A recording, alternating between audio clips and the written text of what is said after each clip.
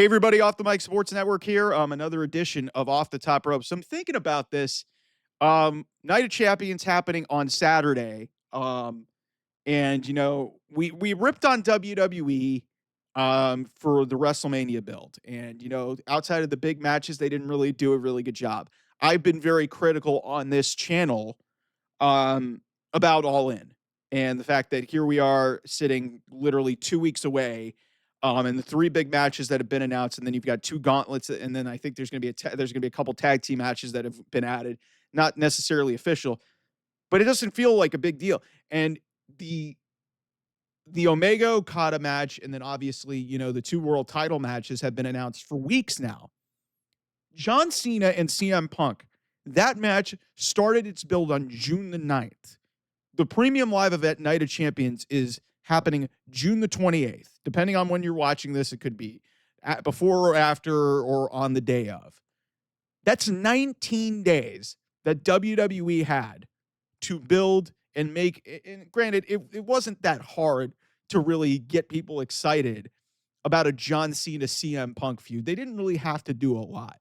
But considering the time restraints that they had, and considering a lot of stuff that they were fighting against for Saudi Arabia, Night of Champions, just the political stuff that was going around it, WWE, I don't think they could have done a better job building this show. And it makes you wonder, where the heck was this for WrestleMania, for a lot of their WrestleMania matches? Where the heck was this for AEW the last several weeks going into All In?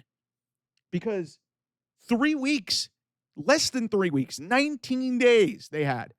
And they managed to fit in a couple of really great back and forths, one on Raw in Phoenix, another one on Raw in Lexington. You had the pipe bomb last week in Grand Rapids, the reverse pipe bomb with Cena, and then this one with CM Punk ripping off John Cena, the doctor of punkonomics.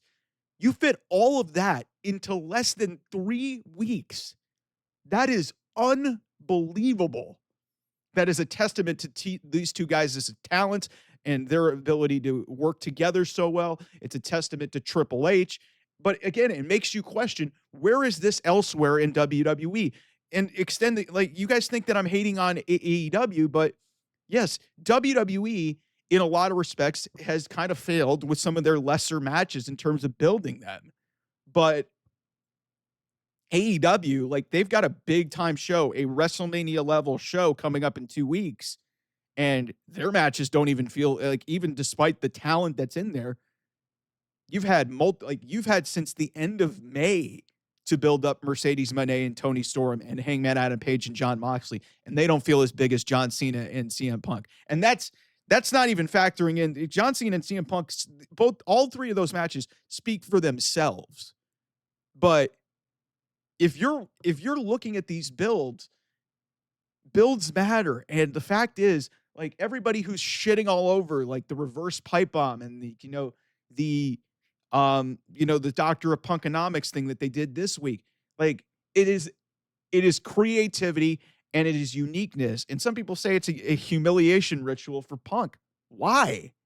He went out and did something that he really hadn't done in a decade and a half. He hadn't really dressed up cosplaying as another talent since Jeff Hardy when he had long hair.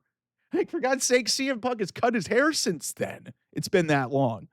But yeah, I from a build perspective, this is as incredible of a job as WWE could have done for any feud. And like, it's now, this should, I mean, maybe you guys can use this as a template to basically say, hey, when you have time constraints and you give things time, and maybe this will be interesting to see how SmackDown, with losing that extra hour, is going to be able to do and maximize television time.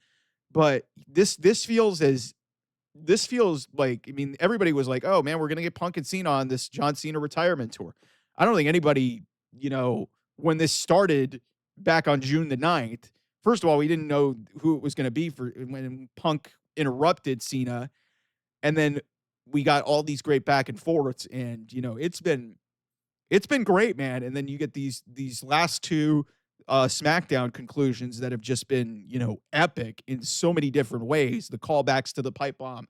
And then on the anniversary, the exact same day, 14 years to the day, CM Punk dresses up as as probably his biggest rival and his most important rivalry of his entire career, and goes out there and delivers one of his great moments and one of his great promos, leading into what hope is going to deliver in the ring tomorrow night. We already saw a little sample size of how good these two were in the ring in a limited amount of time when they faced off at Elimination Chamber.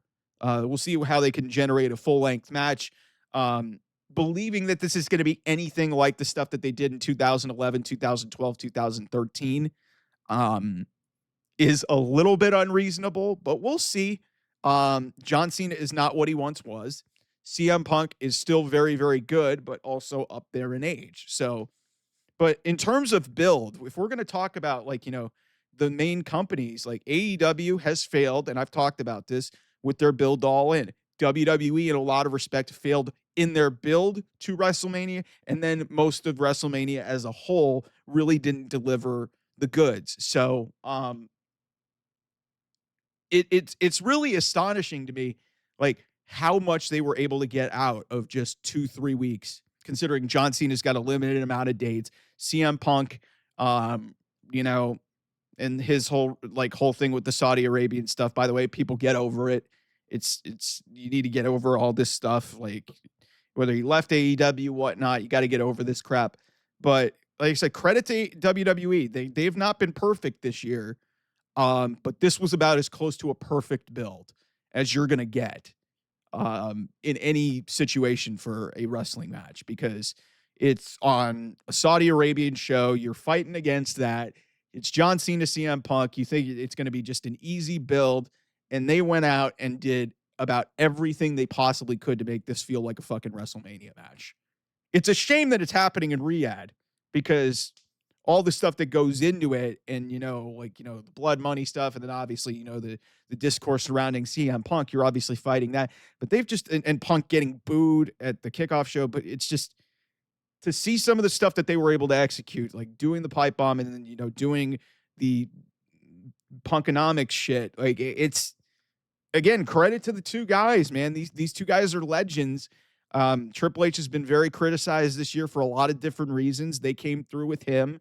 Bobby Roode, we found out, reported by PW Insider, he was the producer on this segment.